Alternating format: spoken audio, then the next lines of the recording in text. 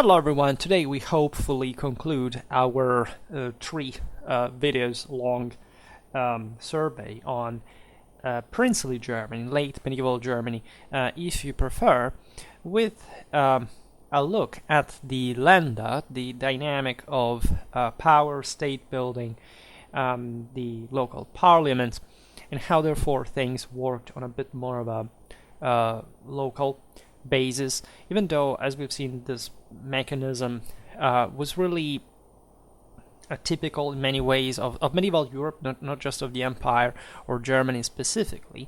Just here it takes a specific direction that naturally reflects the broader political and institutional picture that we have outlined in the previous videos, with the rise to power of the princes and the collapse of the the public basis of royal power, also throughout a quite critical time, the late medieval crisis, in fact.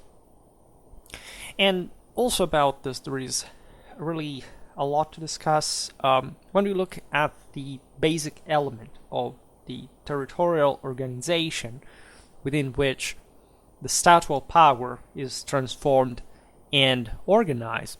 We have always seen, practically in German history, the particular importance of the so-called Länder, which is the simple, linguistically, it's the plural of Land, which stands in the sense for, yes, land, but meant in a very concrete sense, from one properly a semantic sort of and mental background of the German word, stress, if you want, even the material, right, the earthly dimension of power from the fall and so on. But that has that develops institutionally and politically at this point to define certain districts, practically, that, as we've seen, had been developing on a slightly different basis on the one it had traditionally done in Germany. You know, the Stand Duchies, right? And so the historical regions of Germany that, as we observed yesterday, were not really cancelled culturally and or historically. You have essentially the main chunks like Swabia, Bavaria, Saxony, the Rhineland, Thuringia. You have some of them are a bit more sort of failed states. I don't know, Thuringia, for example, had been overwhelmed from quite a while by Saxon power in a way. You have here we talk Germany, but of course we associate, as we've seen with the electors, and notoriously so, Bohemia. That was historically a much more compact land, especially in the in Bohemia proper, like within the crown that encompassed other territories. You have otherwise processes of severe fragmentation, like it happened in Swabia. That's also fascinating.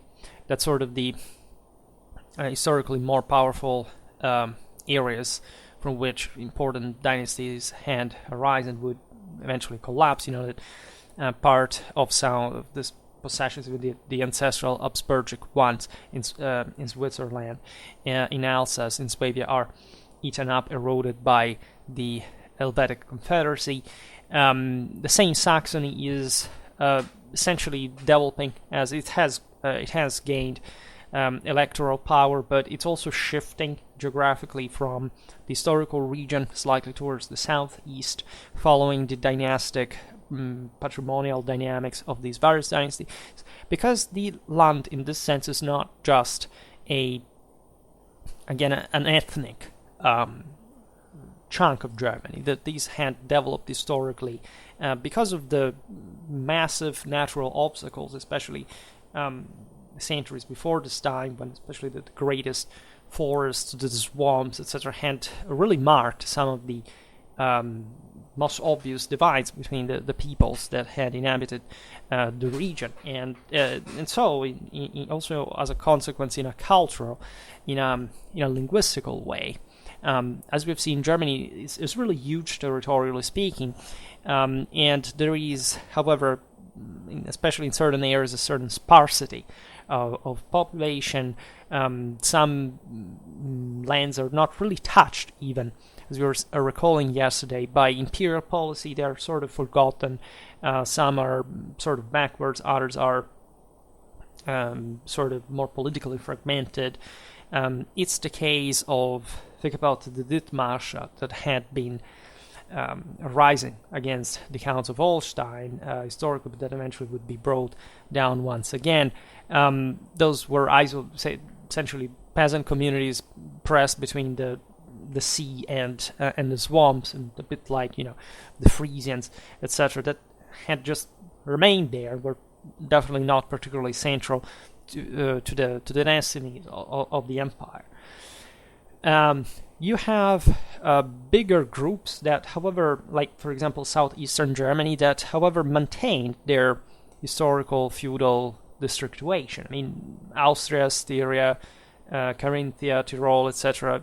Even if they at some point they're brought all again under the a single Habsburgic line, together with other territories. I made a video about this, especially for that series about early modern history. But of course, we had to talk about it's the one about the rise to power of the Habsburg.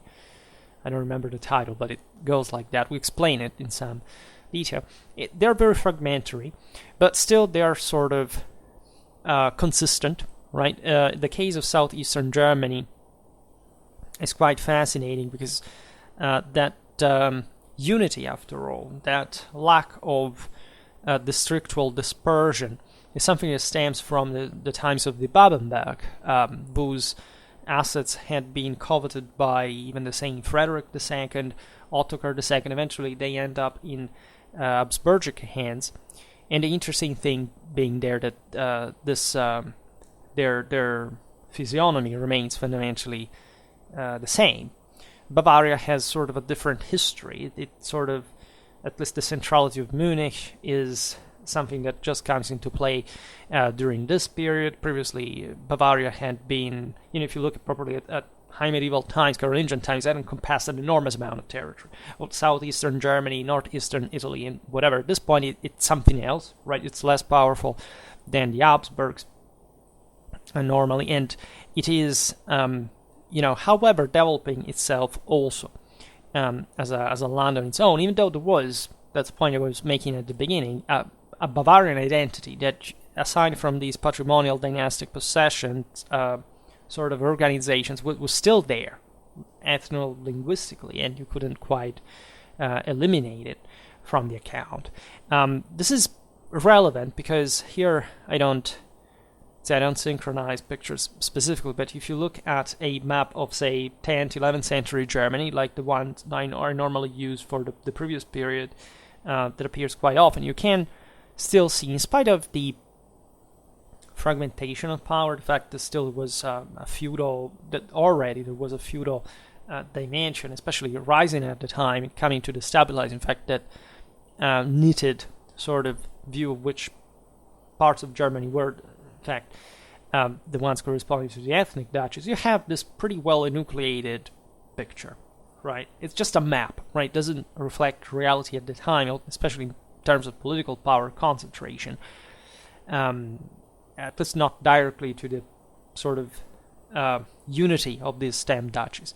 If you look instead at a map like the ones uploaded here about 14th, 15th century Germany, you see that everything is completely messed up, that at least the main powers concentration, aside from basically Bohemia and Austria, that also will be fundamentally ruled by the end of the Middle Ages by, let's say, the fact of like Bohemia collapses, and so the Habsburgs later in the Renaissance managed to take it over, and we are in southern Germany fundamentally, and or in other areas like Bohemia had, for example, important mines and other resources.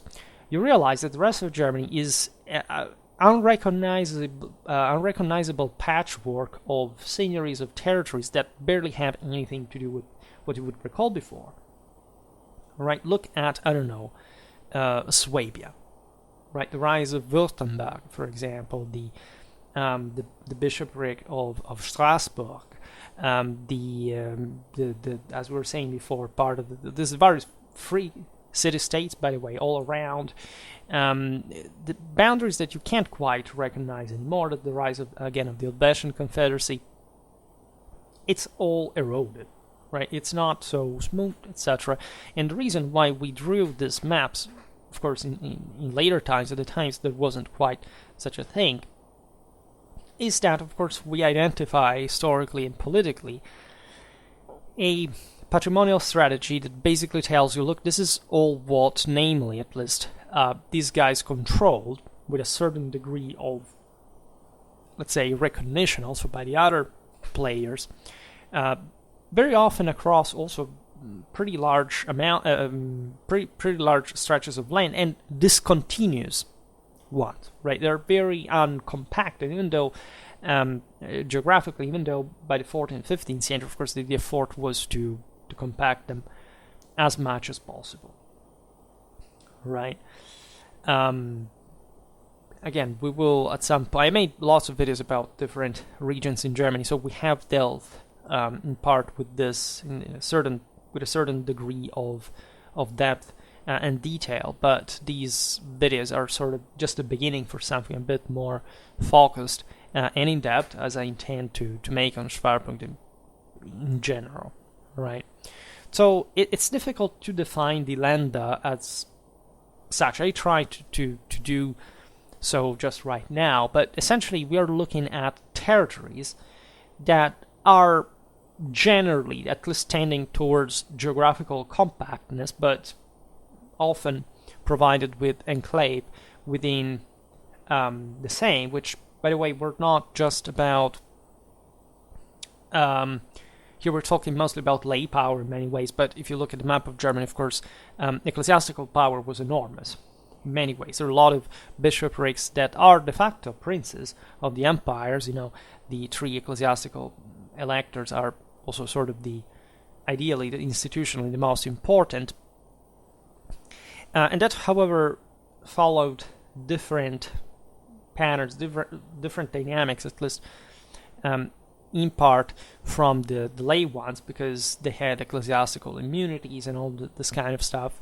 And that's also a very complicated story to tell, but we will have to make a beautiful video about probably late medieval German ecclesiastical principalities and how they worked, what was their relation with the empire, with the papacy, even with other realms, telling the truth, and how they played, of course, heavily interfered heavily in the internal royal imperial policy.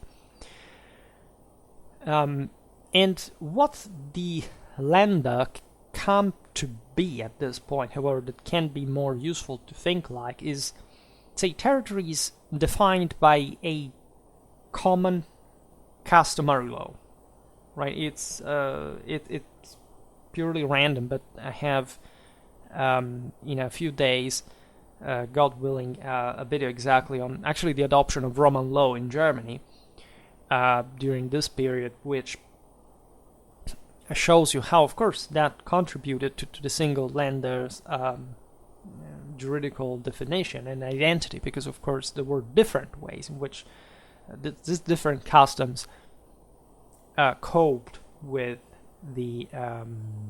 with a need of homogenization, uniformation, regularization, especially towards the second half of the 15th century. The Habsburgs, as you understand, tend a lot to recompact on the basis of a sort of universal law like the Roman one, just like at the peak of Holy Roman Imperial power, Frederick Barbarossa had tried to do with the Studium of Bologna and so on. And that in the struggle between these powers, you have the opportunity of witnessing all the contradictions, the problems, the incredible difficulties in ruling all these territories. In fact, I made a video about the Länder, the Habsburgs, which exemplify a bit how also different and proudly so all these chunks, even belonging say historically without discontinuity at this point to a single great dynasty like the Habsburgic one, were really considering themselves different things from one another, as they technically still do today. I mean, look at within the same Austria today. I mean, if you're Austrian, you're not a Styrian, right? There are lots of people. There are some people who fall for that nationalistic rhetoric, but let's say saying to a Tyrolese that he's Austrian is probably the single greatest insult that you can make them, aside from being Italian, for example, because they truly are. They're just Tyrolese. They're not either of the two, at least for what Tyrol historically means. But of course, nationalism, and then you have also in the 19th century a bit of pan-Germanism, where everything becomes. There are Austrians that, of course, do not like to be considered Germans today because they associate the nationalistic concept of contemporary Germany, which is just a very recent thing, while, of course, these are all German lands. Maybe I'm being pan-German here rather than pan-Germanistic, but that's also something you can't quite deny, and it's trying to read history through with filters existing only from, basically 150 years that otherwise do not make much sense in the first place. And this, of course, without denying the commonalities that existed. In fact, that's the point that I'm making about the general culture here. And the general juridical, political, institutional mechanisms that regulated the system at an imperial level, federal level, if you want. Even though, as we've said yesterday, federal is a term I throw around often, but you can't read it here as if literally every single piece here of this enormous puzzle literally felt itself obliged, right, to just to obey, right? Split in this term. Otherwise, they were all conceptually proud imperial subjects. This is true for everyone in the empire, really, for the Bohemians, the Italians, etc. But again, Germany, and especially the Central European part of the empire, is defining itself in very similar ways that have to do with this sort of chronic fragmentation, to which the princely houses, especially from this second half of the 15th century, surviving one, try to put an end with, an effort that would last for another 300, 400 years, right? Not more. So the Länder were held by a lord, right? The communities that inhabited the Länder had this common customary law, which means that even if they were all different communities, they sort of agreed that the way they settled their disputes was normally like, Bavarian thing, a Saxon thing, or whatever. Big wars. It's not entirely how it happened, because again, they're incredibly, say, fragmented again, to the point that if a community is in between, say, other major lordships, etc., it's influenced by all these powers, and so it's not as simple as, okay, well, we agree to have all the same right? This mostly applies to the relation with the major prince, territorial lord.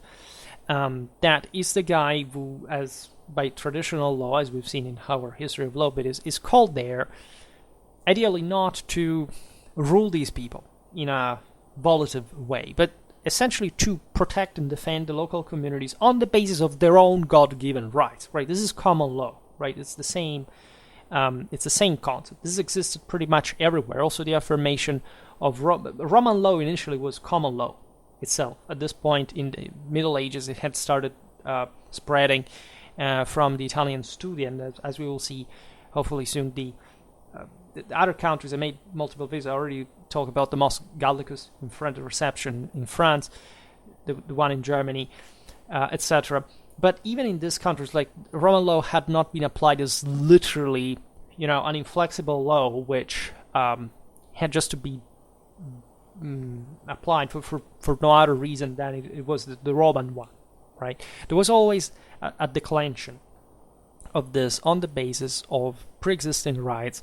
This was the case for any land of the empire, right? Just towards the end of the Middle Ages, the need of having more compact states brings also the needs of being more, bringing up a more authoritative system, a more complex one, what would adapt to the complexity of the modern challenges in society and so on, right? But again, Germany is a bit the sleeping beauty, especially in some areas here. You still have an eminently feudal society. You have this territorial lord that rules over different institutions within the land, cities, let's say landed seigneuries, mostly that's basically the entire scenario. But again, these can be of very different nature, right?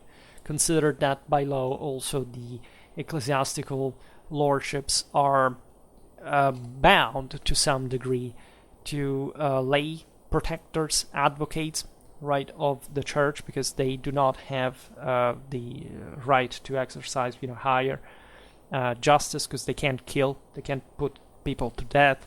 You need a layman that does it for you.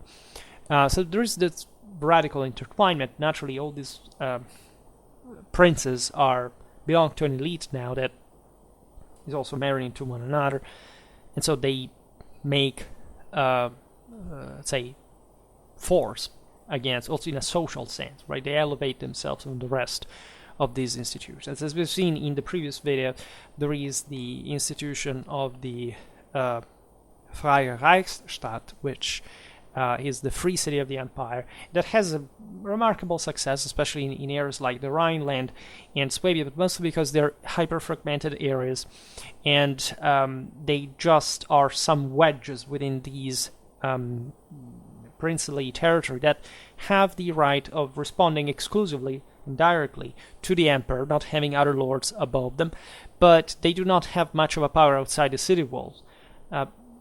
Behind that, there is a prince, whether lay or ecclesiastical, a count or bishop, and especially this bigger provincial princes that, in fact, are at the end at the head of the land.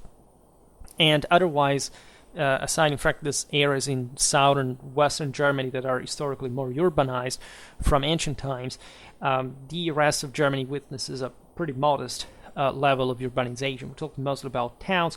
They're tidy, they are well organized to some degree. There's a famous passage from Machiavelli praising the order of the German cities, but at the same time, it's also at that time a bit of a republican trope. And the situation, as you see here, 300 states basically in this enormous cauldron, they are really trying to say they're competing against one another because there is no firm hegemonic force. The only one that truly rises at the end of this period is the Habsburgic one, and it's very heavily located again in the southeastern end of Germany, and so great part of the rest say of German history has to do, as you know, with the unification attempt that fails essentially in the 30 Years' War, and so you have to wait Prussia to strip definitely the Habsburgs of that task after, by the way, the empire had been suppressed, sadly enough, at the beginning of the 19th century. So often these local forces were tied by another form of territorial organization that had the name of peace, really. The Landtage, right? This means literally the pacification, the peace of the land, right? And it was historically a public institution. It was normally the king of Germany who issued this. It was still the German way, very sort of all together, like just like the monarchy was elected, was a general sense that the princes asked the king or the emperor, depending where he was or not, the latter at the time, in any case, the sovereign, to issue this pacification, so putting an end to the incredibly frequent feuds. I made a video of just one of them in Bavaria that would otherwise engulf certain provinces of Germany in this terrible clashes if somebody had not intervened. And so, in great part, actually, the role of the German monarchy was, of course, the one we discussed it multiple times, to use that iron fist through the ministeriales and sort of keeping at bay these unruly princes. At this point, however, again, the national monarchy collapses, and so the Landfriede are issued mostly in a spontaneous, at least they are still a prerogative, of course, of the monarch, that is still there, namely. But of course, he has much less power, so what other communities do is actually issuing the Landfried in their own way. For example, the Swiss Confederacy was born out of one of these Landfriede. They decided that there are some issues here, there are some powers that are abusing of their force, of their authority, and now we have to pick up arms as a league, right, to counter them, and essentially making justice by ourselves, right? And in fact, these Landfriede were so customary and part of that sense of common law that after all they were spontaneously subscribed, and had become increasingly popular at this point as an instrument of self-regulation within the conflicts between estates and institutions, especially from the second half of the 13th century. So again, in Terrenium and the terrible mess that had started happening at that point. And this is how long it took for the pie to cool off. It ceased to spread only in the 14th century. At that point, the princes, as you know, are, especially after the crisis of the mid-century, they are overwhelmingly more powerful than before, and so they manage to more or less enucleate those, say, boundaries.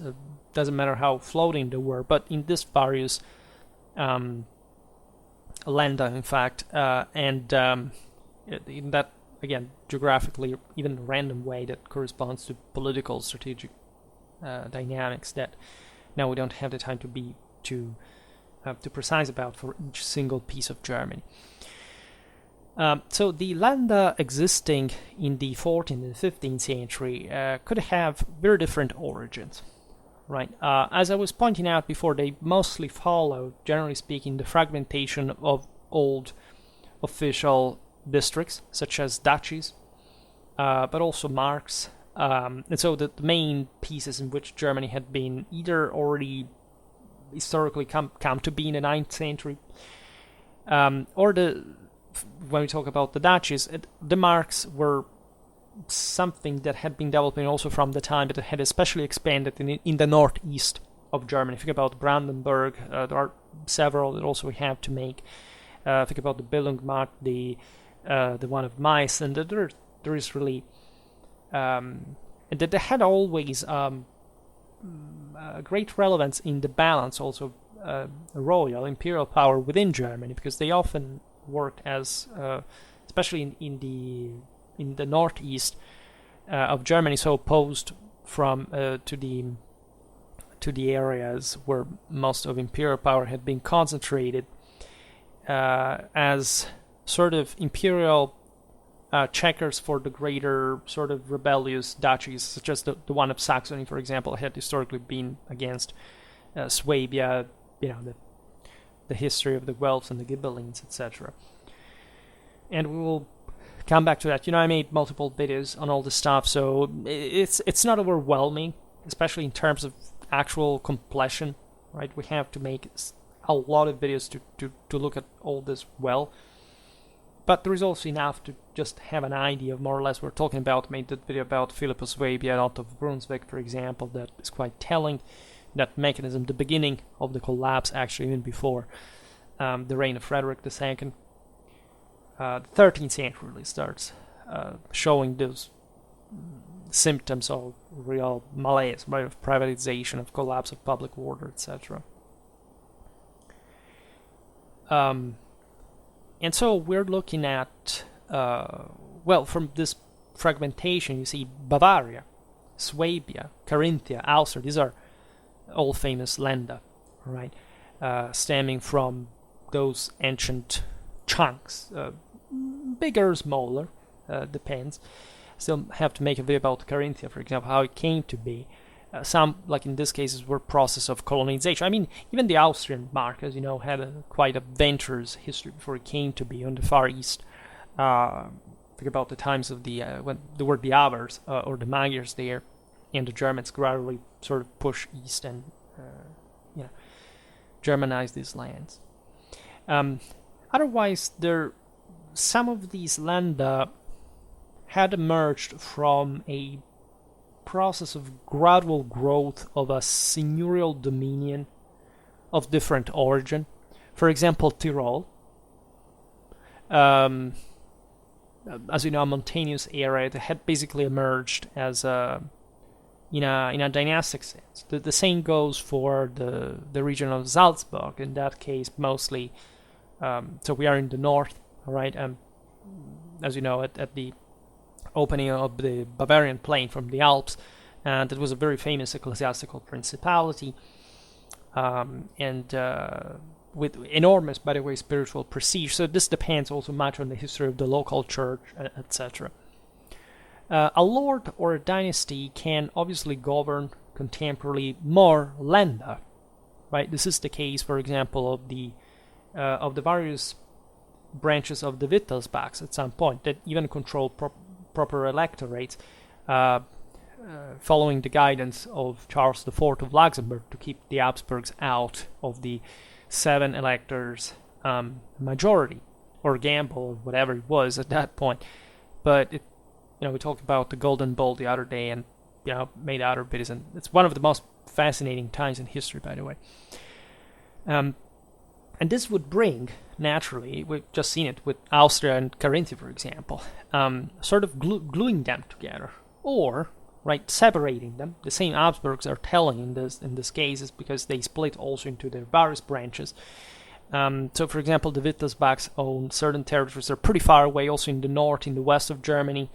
And obviously, they, in terms of their Bavarian bases, they do not have a grip on them. Whereas the Habsburgs have sort of more compact territories. Well, they are actually pretty scattered across the Alpine arc. And they are sort of fragmented into various branches that, as you know, just for biological dynastic accidents, politically get grouped together once again in the time of Frederick III, hence the great Habsburgic power later on. But it could be that random, just like the Luxembourgs were the greatest power ever in the mid-14th century, and then they literally go extinguished and Bohemian ruin, right, in the following, in the 15th.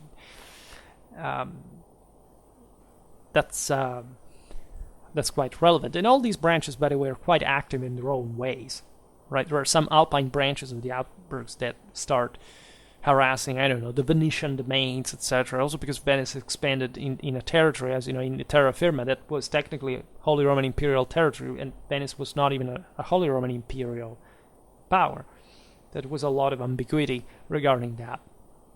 Now, at the end of the 15th century, the political geography of these Territorialstaaten, so territorial states, appears in a good measure settled, right? We are at the end of the Middle Ages, and contrary to pop sort of positivistic, modernistic idea, actually this is the full affirmation of the Ancien regime. What the great powers in Europe, kingdoms, principalities, city-states have accomplished more or less territorially at a provincial level remains, regional level remains the same, right? And this had been the product of that mechanism that I explained to you, what was happening during the 13th, 14th century, trying to group as much as, say, patrimonial possessions as possible to create some private states. This is what literally the Holy Roman Emperors Hohenstaufen do in the last period, right? Frederick II again was coveting the very fertile, the very rich, advanced, but well administered lands of southeastern Germany, for dynastic purposes. He was willing to sell public rights in exchange for strengthening, creating this sort of Swabian Austrian, to make it simple, super state across the Alps, so that they could control the various passes to Italy for their imperial but ultimately very concrete policy. In the eastern and southern regions, and especially around the Habsburgs, but also in Bavaria, some political territorial areas of remarkable width were defined. And great part of the reason is not all these sort of accidents, but also the fact that these lands are the richest of the empire. Right, southern Germany is richer than northern Germany. There's a stark divide in this regard. The lands south of the Danube are sort of better, more profitable. They're closer to important passes, the Alps, the connection with the Mediterranean, Central Europe, the imperial, with Lombardy, with Central Italy, with an important set of opportunities that, especially in fact in the 14th, 15th century, increase a lot. For example, during the High Middle Ages, normally the Rhone Valley had been particularly important, right? You had English wool exported to the Flemish markets that produced textiles, sold it to the Champagne fairs. Then this thing went down to the Rhone, up to places like Marseille, that were exported to places like Tuscany. And this was one of the main axes of wealth trade in Europe. In the 14th century, instead, 100 Years of War, France sort of has its own debacle, at least in terms of territorial unity.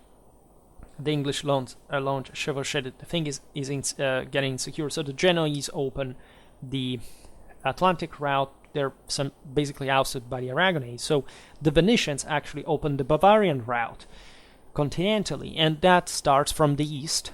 Look at the Fondaco dei Tedeschi in Venice, right? Just called after the Germans for that. You have this German connection with northern Italy, with the Levant, with lots of very profitable areas that were particularly advanced. There's this great inter-exchange. We will talk about, we already discussed a bit the technological accomplishments of the Germans later on. Think about the press, think about the fact that there are some important foundries that start developing there as well. But on the northern Italian model, there are clockwork, right? Clockwork mechanic. Look, later the Reiter, the Willock pistoliers, basically, they happen, and they have this name from Germany, because the German clockmakers were the only one having actually the technology to create such sophisticated mechanisms. And as you understand, there is a greater southern wealth, right, and sort of stability historical also during the 30 years. Well, it's sort of obvious, right? The South is more advanced, it's more compact, it's tidier, it's more organized. Eventually, it remains basically Catholic, and so on. So when we look at these areas with wider, territorial states established, you obviously look at more power concentration, organization of tax and justice. In Austria, thus in Bavaria, in the 15th century, are the best examples of this. Also, as far as the ideological glue is concerned, right? They start conferring to themselves as Länder a proper, also historical tradition that, in fact, dates back to the Middle Ages, right? In the north of Germany, there are again some areas that you can culturally outline, but the sense that there is a fidelity here to these houses, and that these are, statal realities basically evolving, and they have this specific identity and loyalty to their rulers, etc. It's something that really resonates, especially in southern Germany, where especially the pan-German ideologies start spreading, basically from the time of Maximilian of Habsburg. Now, this is quite interesting for German identity, because, as you understand, Maximilian is one of the most successful. Well, he's actually a great defeated, if you really want to look at it in perspective, but he's also one of the great makers, right? He's a very energetic guy. He really manages to create a redivive imperial force of some kind based on the Habsburgic possessions. He creates the Landsknechte. He relaunches German power on the international arena. It's also, we discussed this process, it's also a power that manages to sort of, in spite of its internal complications, to survive, because it's not really threatening excessively anyone, right? They're sort of isolated in Central Europe in this mess of fragmentation, to sort of even stabilize the system to the benefit of further international trades and so on. But it's obvious that from a ruler like this that was Holy Roman Emperor but had true imperial ambitions of the German Empire restoration, began to come the idea, yes, we are sort of more unitarily Germans, that there are lots there is a central tribunal for the empire, the Reichskammergericht. There are some institutions that the Habsburgs sort of activate at this point, given that they have monopolized the imperial succession practically, in a true, say, even national sense, right? It's still imperial. Nobody bails out of the sense that, of course, the empire is important than any nation. But as we've seen from the 15th century, the official title of the empire was also Holy Roman Emperor of the German or Germanic nation, which was a very important sign that, of course, as we explained yesterday, the regional basis in which the empire had to operate and to recompact was, of course, Germany. But as we've seen, the neighbor Bavaria, for example, is that manages to survive basically the thing on its own, as you know, until late in time, next to the Habsburgs, develops by osmosis a similar concept, right? It's a bit the same concept. Why, I don't know, even after World War I, there were still movements for Bavarian secession from Germany, right? That Hitler loved so much, but not really. He was really unnerved by that. But it was a sense that, of course, the northern Germans were also a bit something else. They had been the Protestant guys who had hampered the process of German unification on the imperial basis. And so traditionalists especially were quite pissed by this. And you can't unread that when you study also 19th and 20th century history, because the roots really were medieval in nature. Besides, of course, the one of the Catholic Empire was properly an ancient thing and an ancestral thing in the first place. And the Germans, of course, were quite proud of their Holy Roman Imperial prerogative, right? That they did maintain, after all. And mostly from Protestant times, they're basically friends. Like, there are issues during the Italian wars, but basically they are all allied with the papacy at that point. So there is even no need from the two sides to sort of create those issues that had occurred at the time of the struggle between the Guelphs and the Ghibellines, right? They're friends, they're allies, and they stick to the Catholic axis as such. Conversely, there is a much more modest dimension with the consequence of a greater fragmentation. Those political territorial formations of Central and Rhine Germany. Now, the interesting thing is that the Rhineland was also one of the richest areas of Germany, as you know. It was historically one of the most Romanized. It was connected even with Carolingian power back in the day. Cologne was the power base of the early, Pepinians and Catholics came to be. I made a video about this in a sort of recent way. Cologne was actually the largest city in Germany historically. It was also deeply connected with the idea of Germany itself. That the ecclesiastical electors in Germany were sort of pastorally oriented towards, like Cologne towards, not towards Germany, but towards Rome, right? They held, probably the truest imperial sort of responsibility in that regard, because they were the ones who normally crowned the German rulers as kings of the Romans. Germany was represented by Mainz, and France Gaul by Trier. That, as you know, is also further west. Cologne with Rome because it was Colonia Agrippina. It was historically, again, the most important city in Germany. You can't argue at that point. Great trade center as well. I made a video about Cologne, especially looking at what happened, with the local burghers that managed to actually expel the bishop in political terms from the city, except the bishop ruled an enormous seigneury and very strong seigneury all around Cologne, and that's typical of Germany in many ways. But exactly because this area was sort of more florid in terms of urban autonomies, it had also fragmented the most, in a way.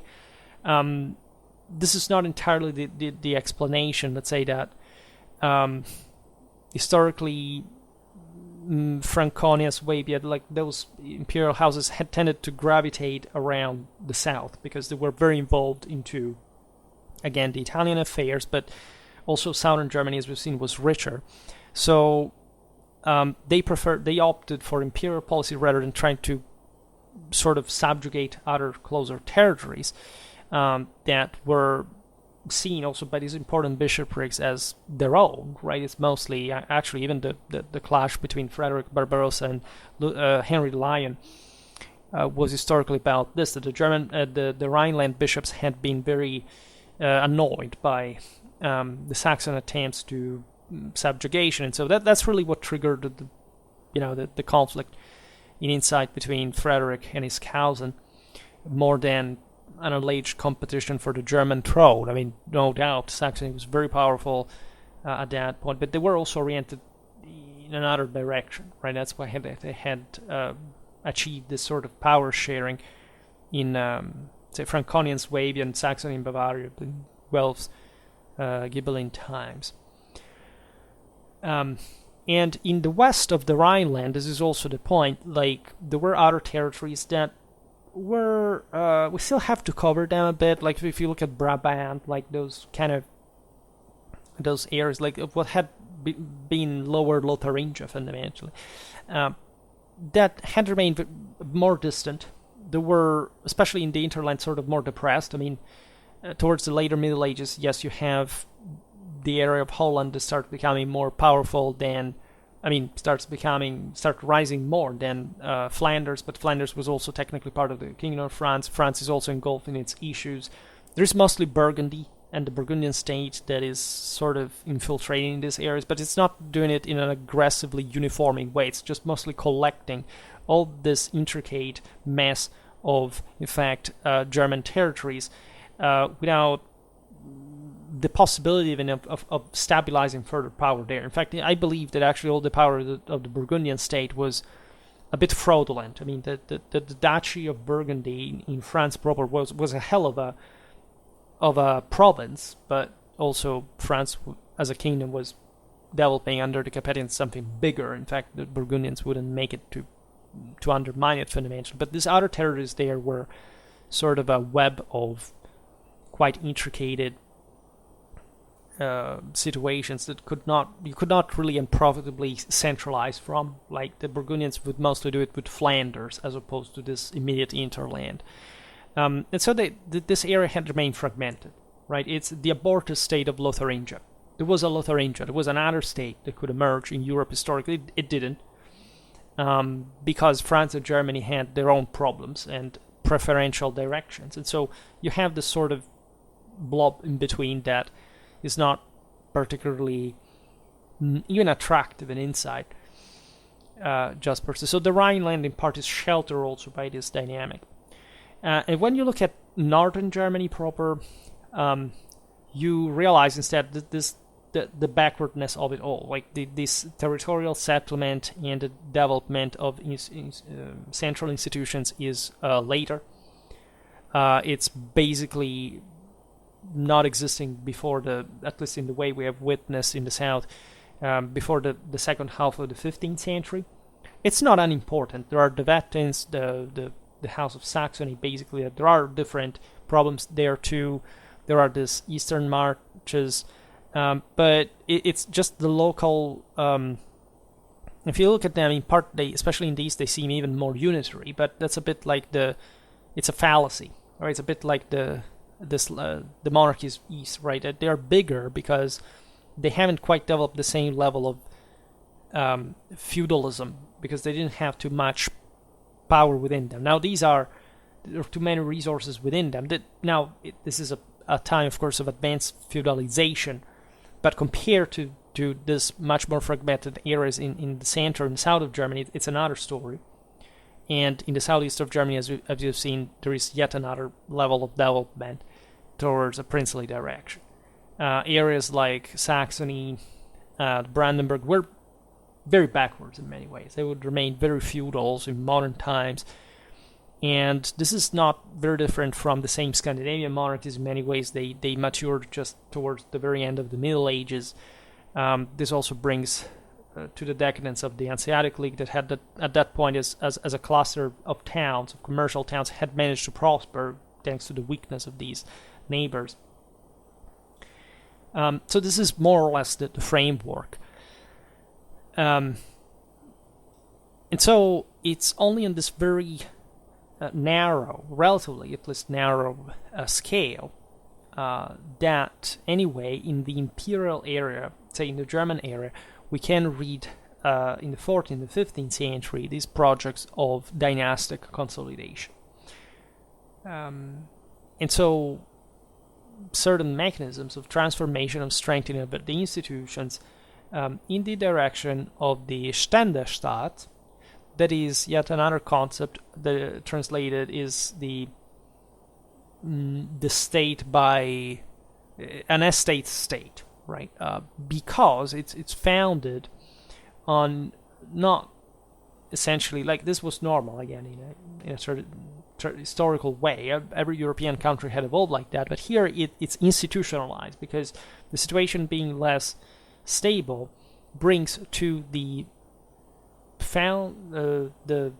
foundation of the system on the recognition of the reciprocal prerogatives of the princes and the broader organized society. So we're talking about the stands, the Stände, this is the nobility, the clergy, and the cities.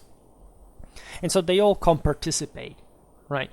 You see, in a country like France or England, these stands were important, these estates were important, but they were much more hierarchically and rigidly framed under the broader building of the monarchy, right? In Germany, instead, you have to still sort of press these things together and trying to cement a sense of statehood on them.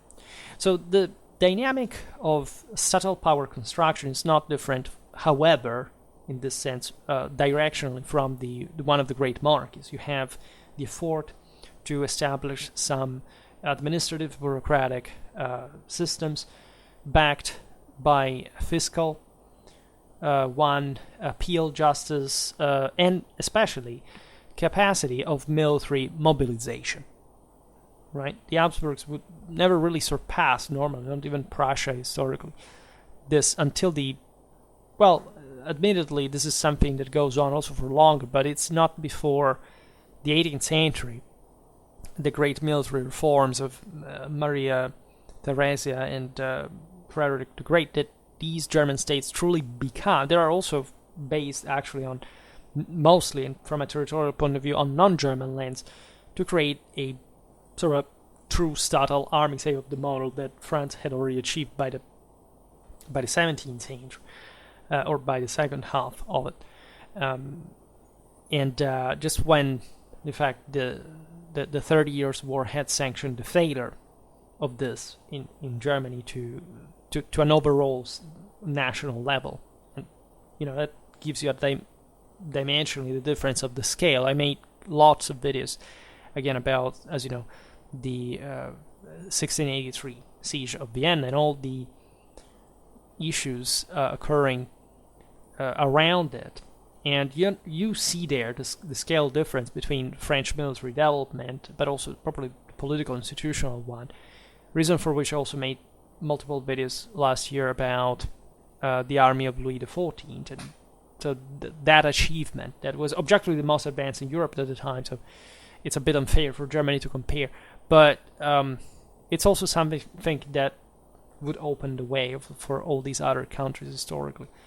And Germany was just next door and invaded by the French, with even, again, Protestant communities that prefer to be under the French in Germany than backing the Habsburgs and the papacy, which doesn't inspire a great sense of unity, of course.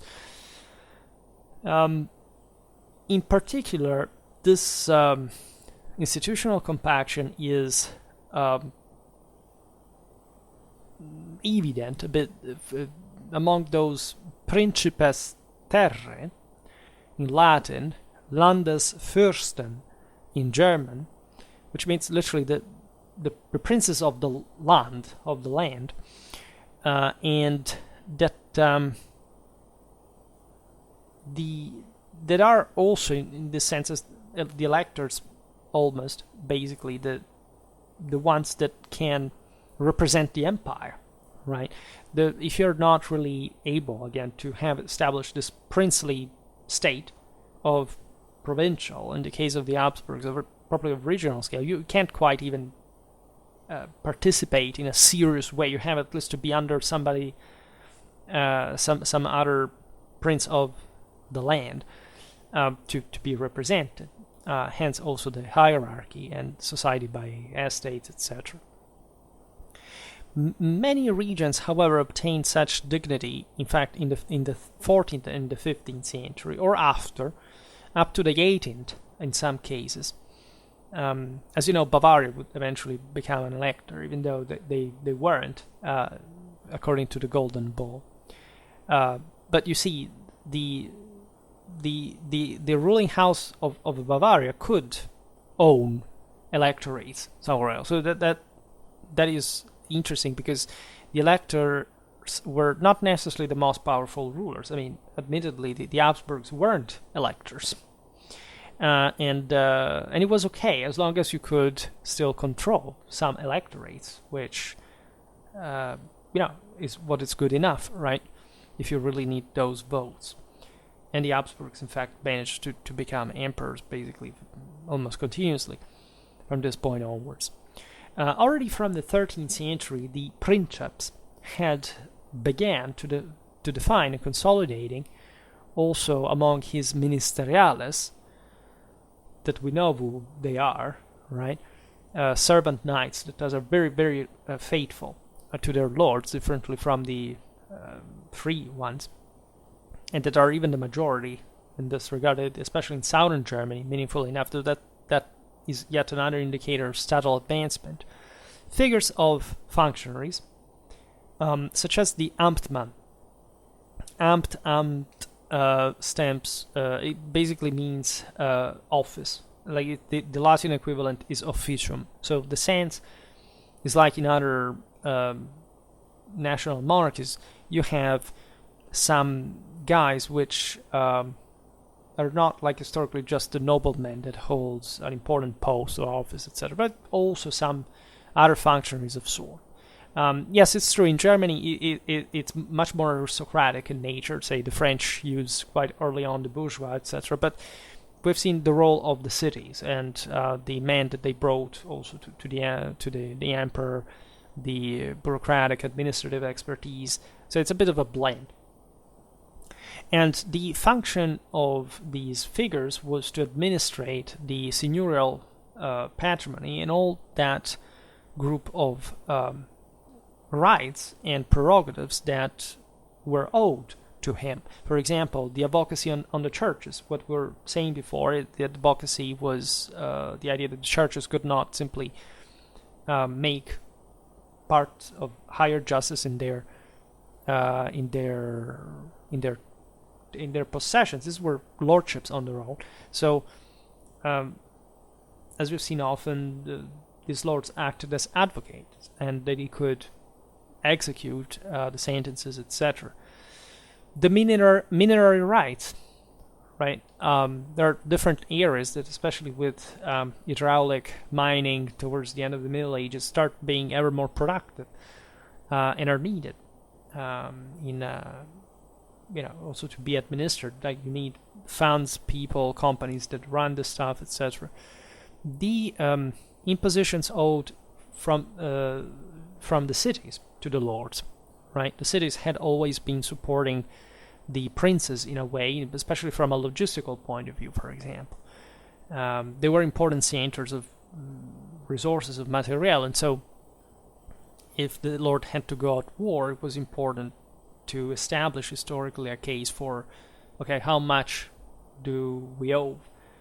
Because these communities, as we've seen, had also to defend themselves, but they had to do it according to a rule that was the one that the lord had to essentially respect first and foremost the local customs. So the local customs had to be approved by the same town halls to provide to the emperor, to the local ruler, whichever help was needed, because if they didn't want to be obliterated, right? Autonomizing is fine, but at some point, if you are cut out from any support, you're just going to be eaten by someone else, and so at this point you choose a ruler of some kind.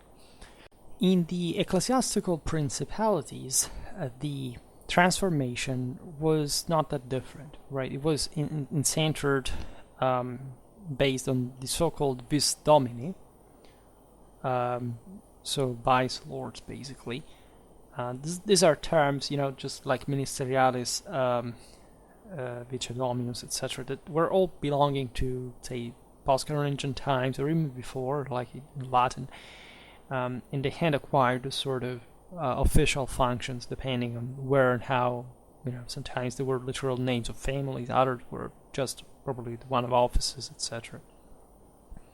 During the 14th century, this system of officiales slowly spread and became generalized, especially because of the social divide. I mean, there were, again, these greater lords that needed, just for their greater domains, administrators, and the rest of the communities were sort of okay with that. Right? There were media that were interacting with the communities on the lord's behalf, etc.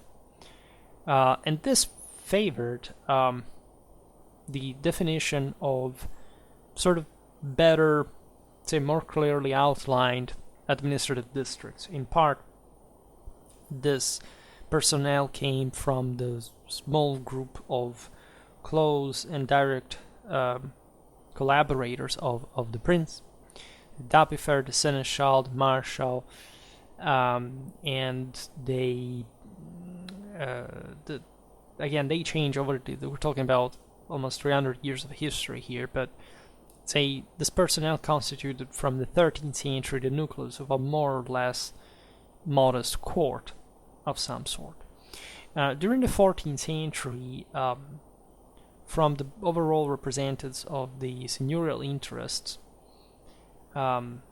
entrusted to the official were, let's say, the competences, the dimensions that were properly more economical, financially, were separated and entrusted often to the cella, the cellerari, right?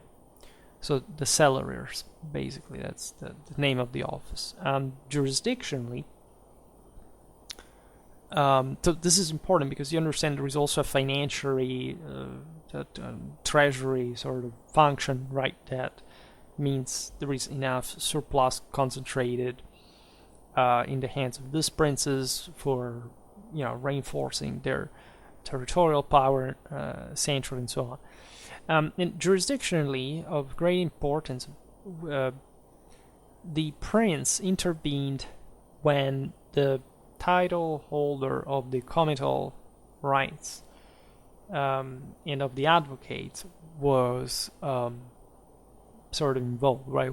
Came to play, right? The exercise of these competences essentially gradually brought to the systematization of a mechanism of territorial districts, with the creation also of territorial tribunals known as the Landgerichte.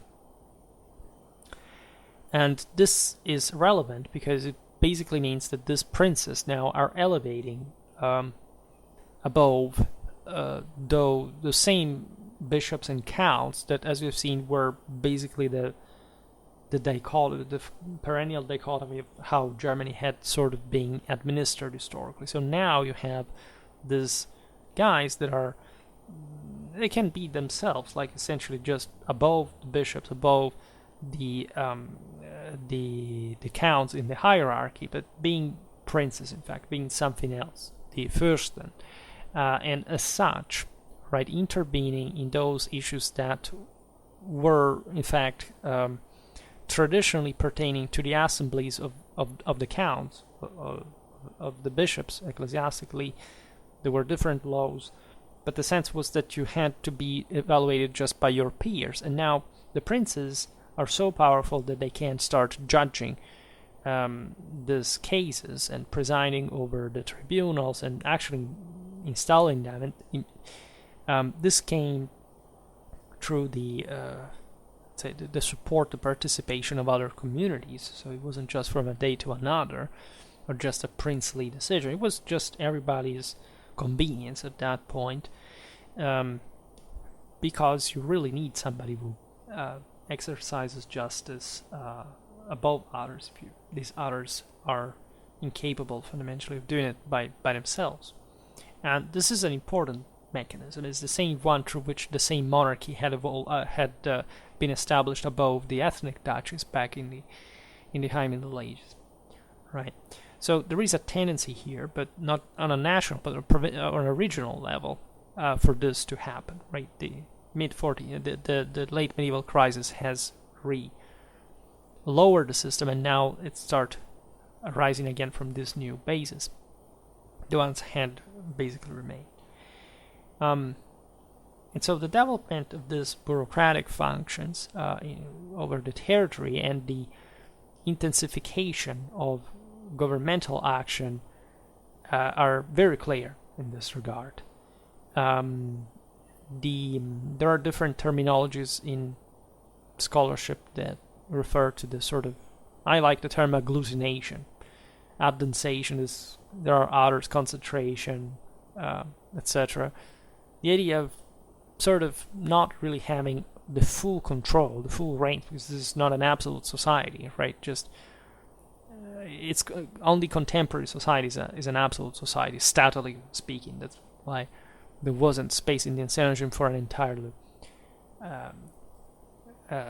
omnipowerful system.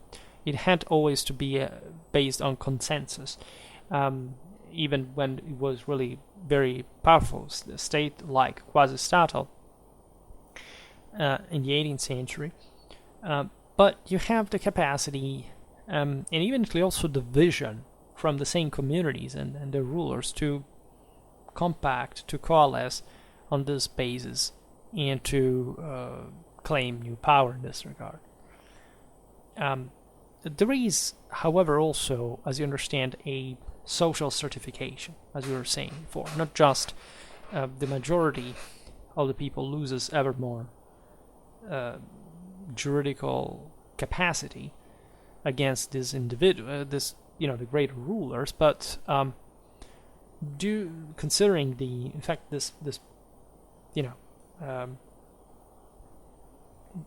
difficulty, right, in being represented, like if you weren't powerful, there is a greater associational sense, and the Stände are becoming really important in this system. I mean, they're all sandwiched again in the strata of the hierarchy, right? And they are, of course, powerful individuals of some sort. As we've seen, there are the knights, there are, say, the cities. There is a sense that also across the empire, as we were saying before, there was a general sense of representation by estate, at least, right? Historically, every freeman could do that, but Germany actually saw that ending pretty early in time. Like, it basically never existed historically, but let's say by the 9th century already, it's the nobility that rules, right? Again, if you are not a nobleman, you're somebody else. You belong to a nobleman. You're somebody else's person. But the Stände are thus the representation of different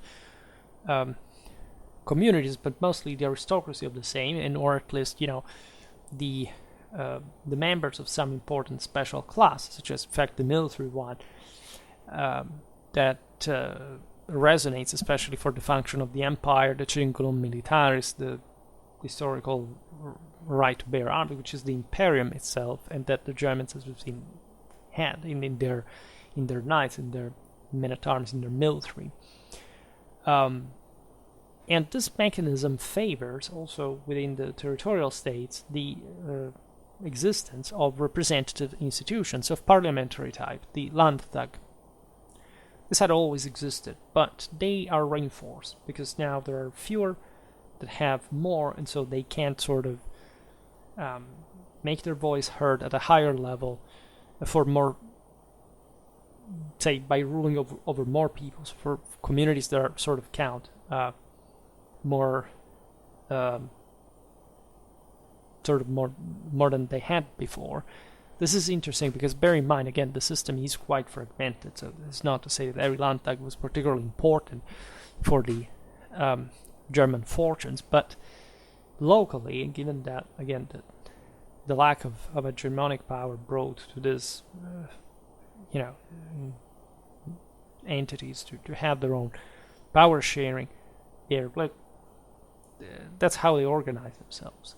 And the Landtag appears in this substantial form starting from the 14th century. If you look at the eastern regions, such as the Brandenburg, characterized by a particularly rigid estate organization, think about the Junker, one of the single most traumatically and violently hierarchical system you can ever imagine in a land almost forgotten by God, and based on this massive seigneurial estate, where of course there was much less liberty and wealth than in southern Germany. You would have this sense of representation of this aristocracy. You have the customary competences, repetition of fiscal loads. And the institutional definition of the parliament is, however, in general, dating to the 15th century. There you have a bigger system, and it's, in fact, more relevant for the country as a whole. You have the nobility, the cities, the clergy, in some cases, but not immediately, the rural communities. This may seem strange because I always say that this is where, in fact, the peasant sunk, and they really lost the opportunity of being represented in the parliament. But remember that Germany is, in this sense, sort of this is not France, right? Can't just choke the Jacquerie in a bath of blood, or other powers that did basically the same. Germany, again, here is pretty large, but it doesn't have an hegemonic power. There are many depressed areas, and so in many ways the rural communities still matter, right? You can still sort of count on some of them to be the link for important political mechanisms in some areas. But otherwise, as it ended pretty badly for the German peasants in the 16th century. So it just took a bit longer, right? This is the case of countries like England, Germany, so that they arrived later. And so they have, in part, this dynamics politically shifted like a century or two later in time. So don't think that the peasants counted, as we were saying before, much. They didn't at all, right? There were the so-called, in German it's ständische Vertretungen, that is the assemblies, assemblies of estates, right, that constitute in this way for such political units a sort of compensation chamber, like the theater of a continuous, relentless work of adjustments, of disciplining, in particular for the essential for the defense of one own's privileges. You see, this was an elite game. There was no room really for any else. Also, the rural communities, yes, was still ruled by someone, right? In this parliaments, in this ständische Vertretungen, you would see especially the city elites struggling for being recognized like as of a higher level. Like if you visit Germany, you know it's full of beautiful town halls that are pretty, graphic and showing like properly the wealth, the power, and the lesser dimension of the lesser people. Because of course these towns, as we said, they didn't have an enormous power on their own, but it was particularly important within the city to have the status that could be sanctioned by also higher authority, right? And that can't do really much. Like the German ones, otherwise the German towns are not capable of building, right, a territorial state on their own. Right, there is not a regional state. At the best, they can form some leagues, but then they don't go on, like say the Italian communes, to be a major city that takes over a provincial or even regional dimension. They remain choked by the princes, a layer ecclesiastical alike.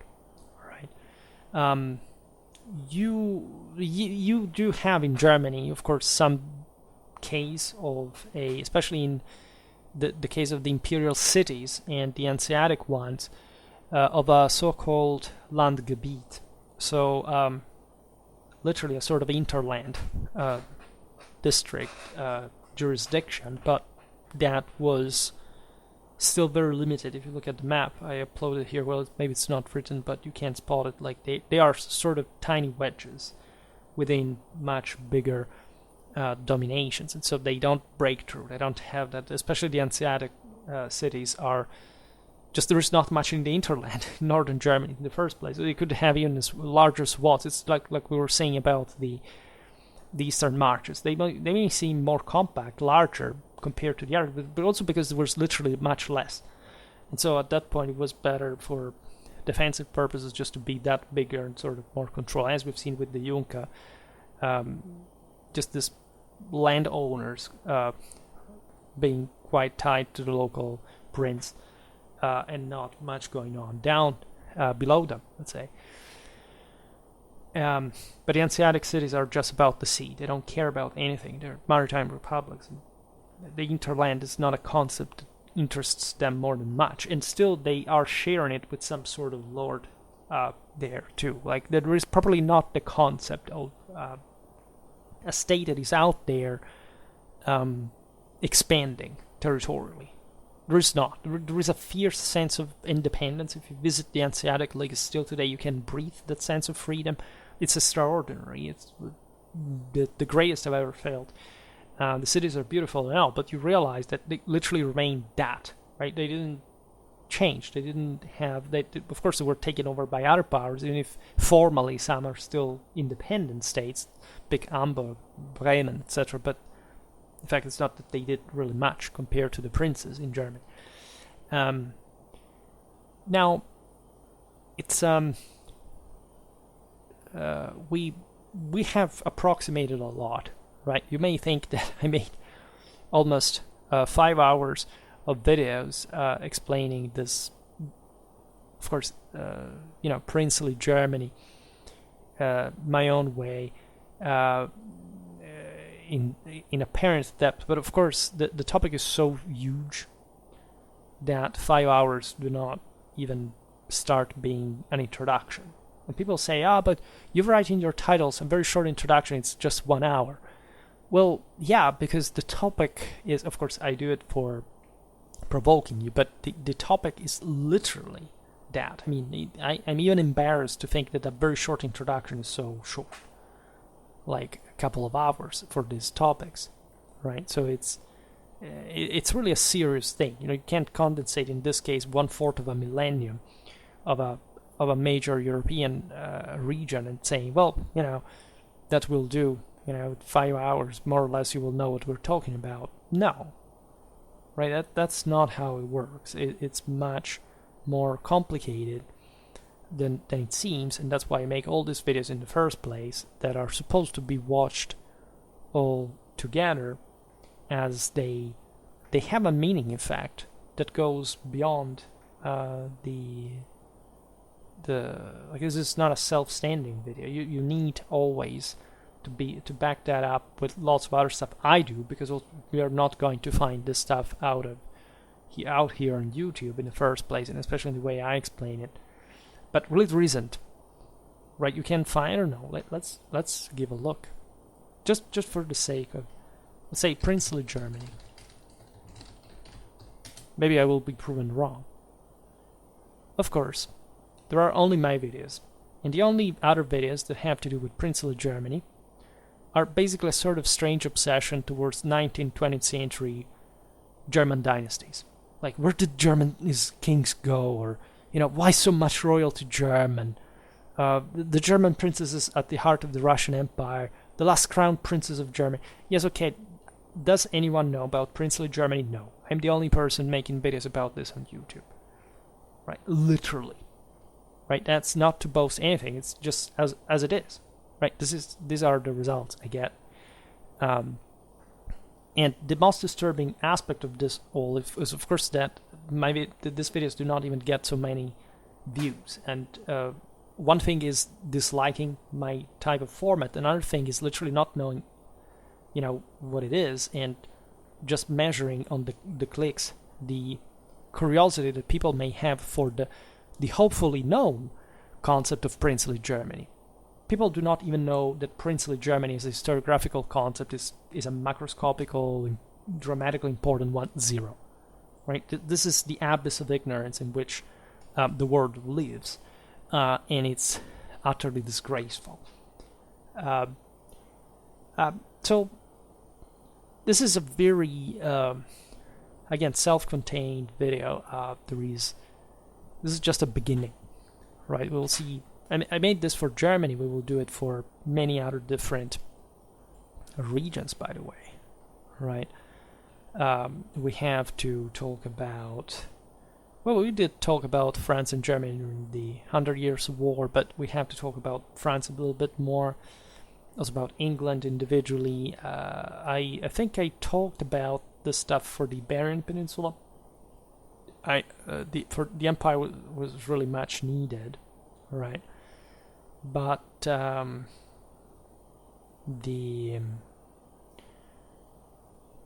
well, I don't even remember actually. I think we did something very back in the day about Central Eastern Europe. It lasted hours. Yes, that's fact. At best, we lack a bit of the Rus. Just the other day, as you know, I was talking about Russian history from the 11th to the 14th century. Between the 14th and 15th century, it would be important to make a video about that. It's really, again, Eastern Europe narrowly meant a very different story in many ways. But it's the one about Germany is really necessary as well, because it's really, we've seen it in the late Middle Ages, after the crisis of the great medieval civilization. You have this regional realities sort of becoming even more characterized than they were before, and entrenched within themselves, and or at least, as we've explained here, rising from the very earth, right? All these mechanics that we are discussing here are influenced by, say, not banal, but still pretty massively, factorially speaking, things such as, with the 14th century crisis, economy comes back prepotently, violently on the land. Not much on finance. Finance refines itself, but you don't have the peaks of the 13th, the early 14th century. Right? You have to come back to the land, and the land, in this sense, as we've seen, was needed to be recompacted. You could buy lots of land. If you had lots of money, there is no money anymore. You tend to recompact the land so that it's easier to administer, it's easier to control, etc. And you see how difficult it is. So, what else can we say? Maybe a bit some future historiographical perspective, meaning that institutionally speaking, as you understand, a lot has been studied. We can say that there is a certain opportunism in smoothing the contraposition between the political, juridical dimension and the social economical one, because people are just about one or the other. And of course, if you skip the military aspect, you destroy everything in the process. I studied the 14th century. I specialize mostly in that, so I can tell you that they do it all the time. Like they pretend to study communities, polities, etc. from just laws, for example. I mean, prescriptory sources that do not necessarily show you what is actually happening on the ground. I studied a lot about military institutions, but when you start studying actual military operations, you realize it's a completely different story from what we thought, and there's plenty to learn from that. Then there are the unfortunate structuralist Marxists that stick to the socio-economical thing. It's just socio-economic, and the rest does not exist. And of course, it's just a materialistic superstition. So war is one of the things that one should go look at a bit more in depth. You immediately understand what Germany fundamentally was also about that. Lords / robber barons / mercenaries / knights errants of some sort. You know, lots of violence, to say the least. For example, we could say that the affirmation that this princely state is not marked in an exclusive way, but the initiative and the capacity of the Landtage first of subjecting a weakened aristocracy is quite relevant. There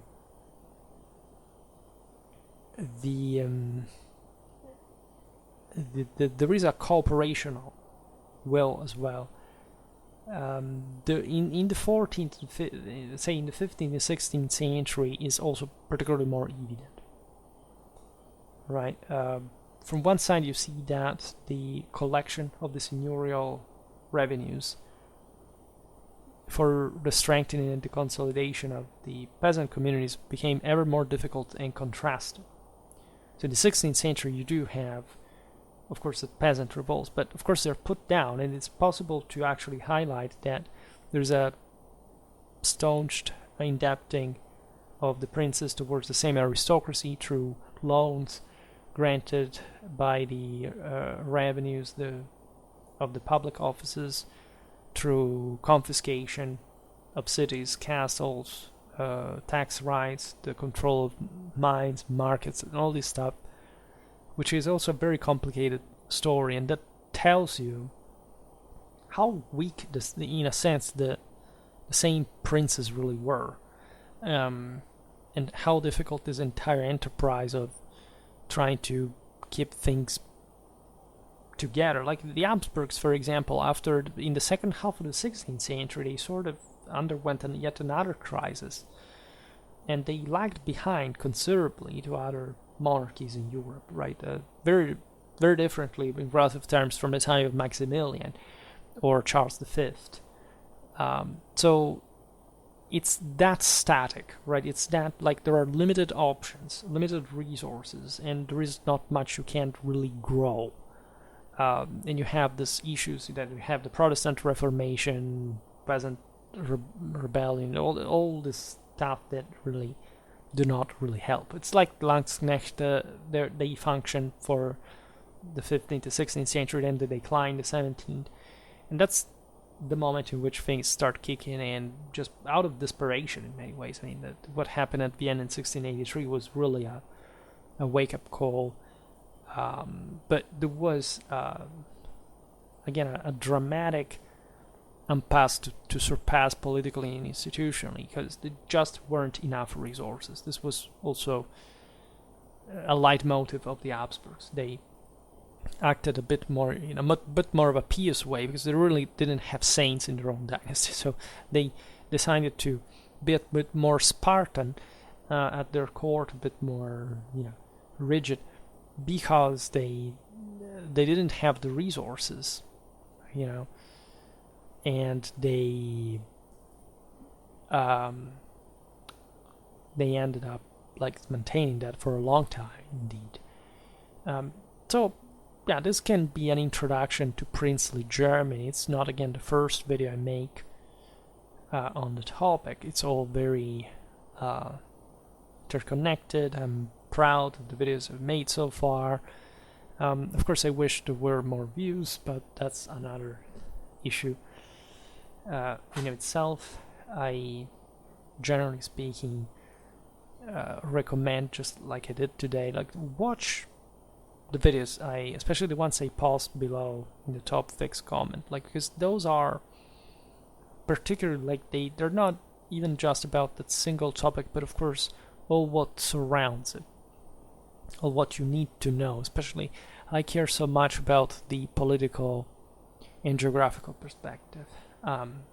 Geopolitics does not exist, but I mean, the fact that you can pass on Schwerpunkt from a place to another, like knowing what was going on, say, at the same time, in the same century, in different parts of Europe, there are so many playlists you can check. Like ones about the centuries, for example. You want to know what was happening in the 14th century in Europe. You can look at all these various videos, and you'll have an idea of saying, oh, look, why in this country there was this thing, in this other there was this other, and it sort of has a relevance, a meaning. It's really what these guys were also influenced by each other. Like, and in fact, these videos are going to go straight, for example, in the 14th century playlist that has 42 videos. But now that I look at it, seem awfully few. And so few, especially about the things that I really want to talk about. And so that's why I keep making videos, right? Same goes for the 15th century. 15th century, yeah, almost. There's really not that much. 47 videos, it's too few. You have to talk more about this. And you understand why there is no gluing factor yet. I need much more videos. And it's a tough ride, but if you keep supporting me, if you share, if you really have at heart what we can do here, I can really achieve a lot. And I promise I won't let you down, because that's all I say. I care about that, to say the least, given that this is what we're getting at. We want history. We want it to be studied, known better. We are 15,000 here. I read 476 subscribers. It's not very much for almost 2,000 videos, but someone just unsubscribed, by the way, while I was speaking. But the channel keeps growing. We're in another every day. I get tens of new subscribers. We could accelerate, right? And this rests on me, but also on you. And I hope things, especially for me this year, are going to go better than what I had in the last time, because it's been really rough. I mean, I hope I will keep making videos. I hope something bad happens to me. I don't plan to stop anything, of course, but it's a rough ride, right? For reasons that I hope to fix sooner than later. But this channel is the place where I can't really talk about everything about these topics without being that tied to formalities, right? And that's, I think, historically speaking, very important, because there is a sense of distrust. It's true, like, well, YouTube history on average sucks, right? Let's be honest. There is no real deal here. But the sense is that at least I think I make much more in-depth videos than others, historically speaking. Then you may dislike the format or whatever, but that's the point. Like, if you really care about history, you could pick a book, but very often books won't tell you this. Like, books they will be very thematic, right? And it's difficult, I know, because I also have over 14,000 books just here, and I I sometimes struggle to find exactly what I need to document certain things. You have to know how to search, and you have to know how to make a synthesis. You have to know how to get to what you need by yourself. You must understand it, especially if you're a historian proper. You have that understanding from certain elements, certain indicators that allow you to formulate a correct, hopefully, judgment and all this stuff. And so I don't see this interest, attention, depth, detail, quantity, zero anywhere on YouTube. So I hardly see it even in historiography. So I think at least for YouTube, we're doing a great job. Then, of course, people are dehabituated to this kind of stuff. They just won't have the time, ideally. But I still think this stuff can, be interesting and can be useful also for lots of people. I see certain topics are more watched than others, but every topic we cover is important. Right, people mostly care about certain nations because for some reasons they're obsessed with them, but they don't know anything about them. I read it here in the comments. It's the same old story. Like, you can make a video about, you'll get less people watching a video about medieval church than say medieval. Like, even this ones have been successful. Medieval Germany, at least here, got really lots of views. But you see, maybe I make it on something else. It doesn't, right? And that's important as well. I mean, you can't understand this element if you do not understand the other.